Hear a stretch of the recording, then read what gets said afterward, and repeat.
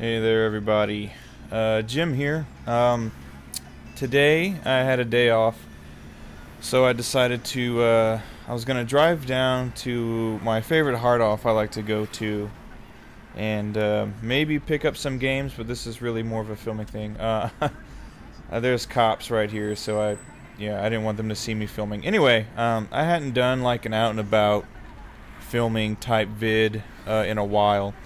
So I thought it was high time I did one. So this is just some footage from my local area here. You can see all the lanterns lining the street. That's because now is about the time that summer festivals are kind of in full swing. So I'm just out for a cruise here, and I thought it might be nice to film a bit of footage on my way to. There's the Denny's. Hello, Denny's.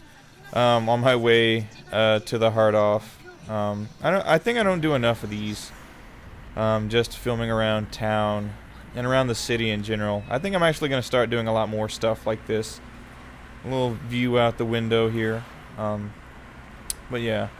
So actually, I think I'm going to do more filming in the city and a lot more on location stuff. I've been so preoccupied with doing reviews, and then whenever possible doing the podcast with my good buddy the Sega Stoner, that I haven't been taking the camera out with me as much anymore. So on this particular day, which was today actually, July 23rd, I went to go do some shopping at Hard Off, which there it is. There's my favorite Hard Off. It's Off House. That's kind of like my bread and butter, my main place to go. They have the most stuff. I've picked up huge amounts of games here. I've picked up a lot of consoles here. That Victor Saturn I got recently, I picked it up from there. So lots of good stuff here. So I actually was met with kind of a surprise when I came here today, and that's going to be coming up in a minute. And I'm sorry my windshield is so dirty. I parked under a tree when it was raining. It's not bird shit, actually. It's sap on my windshield, and I just haven't cleaned it off yet. But anyway, here I am. I'm at Hard Off, and going to get down, go inside, and get some games. Or at least that's what I think. But here we have a sign that is politely telling me that today, July 23rd, is the day that they chose to kind of fix up the second floor and move some things around. That's the floor with all the stuff. So that Hard Off was out, but I didn't give up. There was a Hobby Off down the street. There's always another Hard Off. So I just drove down the street and decided to do some filming here instead and do a little shopping. So this is actually Hobby Off. So let's see, here I am in the... This section has basically most of the consoles they have. There's some 3DOs. They're selling those for about 30 bucks. Some GameCubes there. I don't recall how much they were selling those for. This Dreamcast, it's a little bit yellow, but they're selling that for about $30. Some PS1s. There's some Dead or Alive Xbox, which is super expensive. That's why I didn't even bother looking at it. This N64, about $40. Usually they'll round down to the nearest thousand on those. These PlayStations are about 20 bucks or so. Here's a boxed Dreamcast, selling for about $31. A boxed Saturn, that one's actually going for 10 bucks. I would assume there's something wrong with it. There's other stuff here, a lot of light guns. There's some arcade sticks, plug and plays, peripherals, that kind of thing. Here's a whole lot of PlayStation games. Let's see. I know I'm sifting through all this stuff. There's a Star Gladiator for $3. That's a really good Capcom 3D fighter. Actually, Star Gladiator. This section's actually really convenient. They got it split up into fighting games, puzzle games, all that. Street Fighter Collection for $8. Not bad.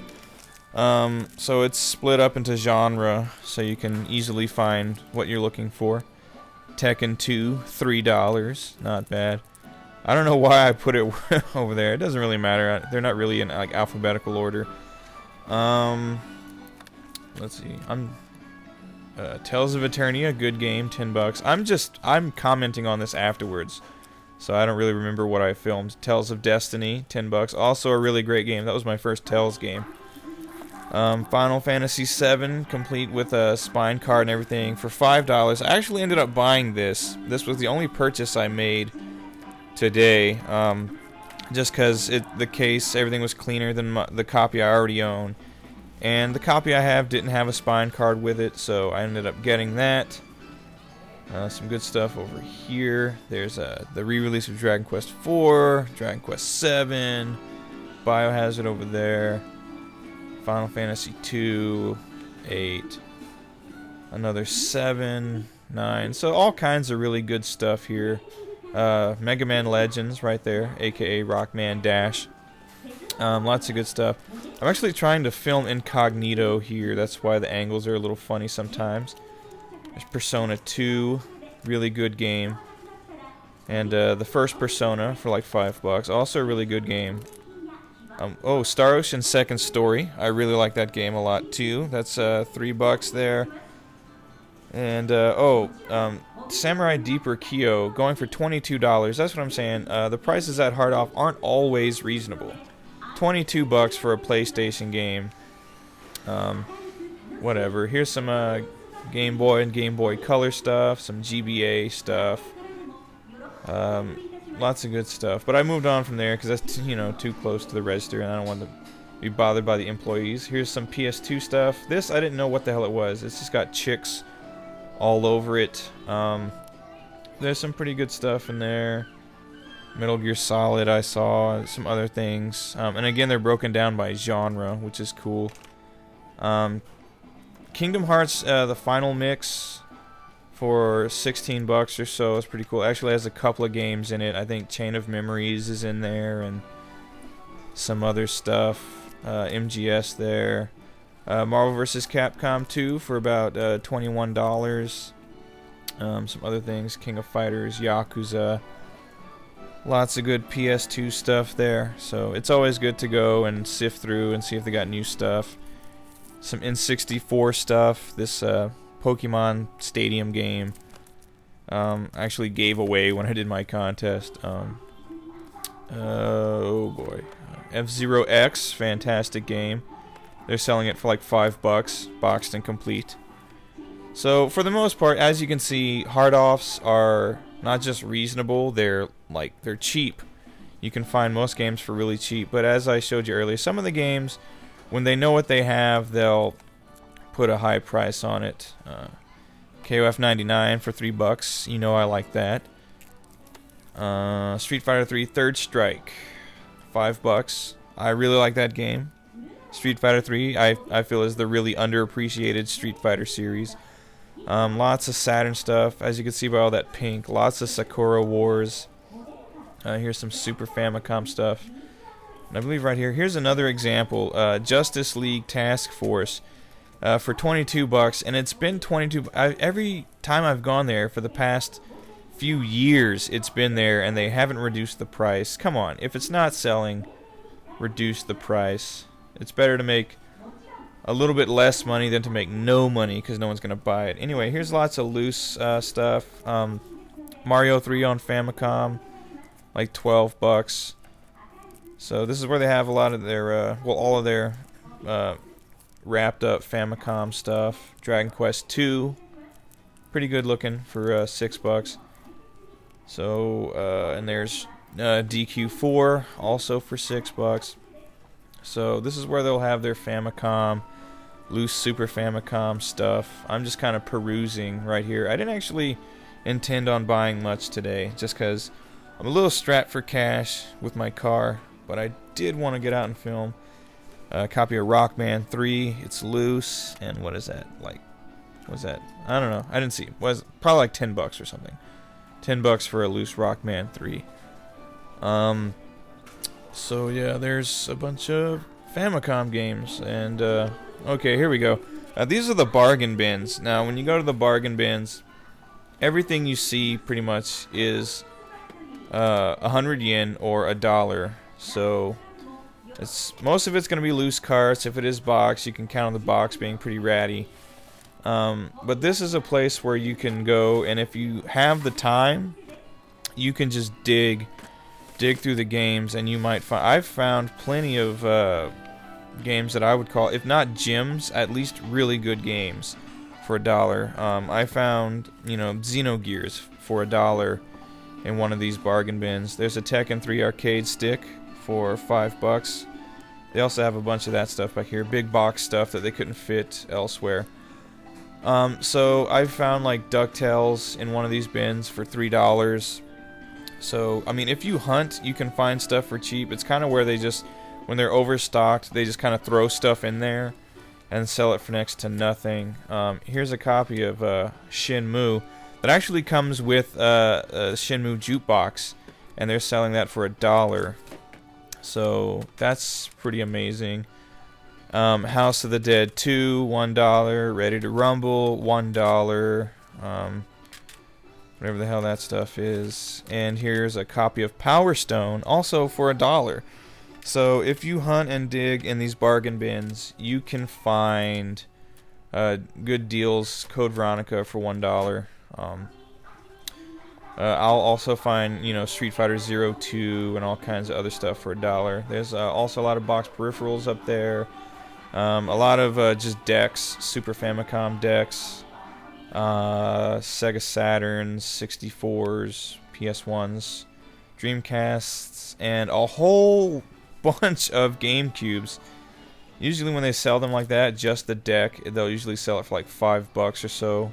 Here's a Famicom that's so yellowed it's oranged.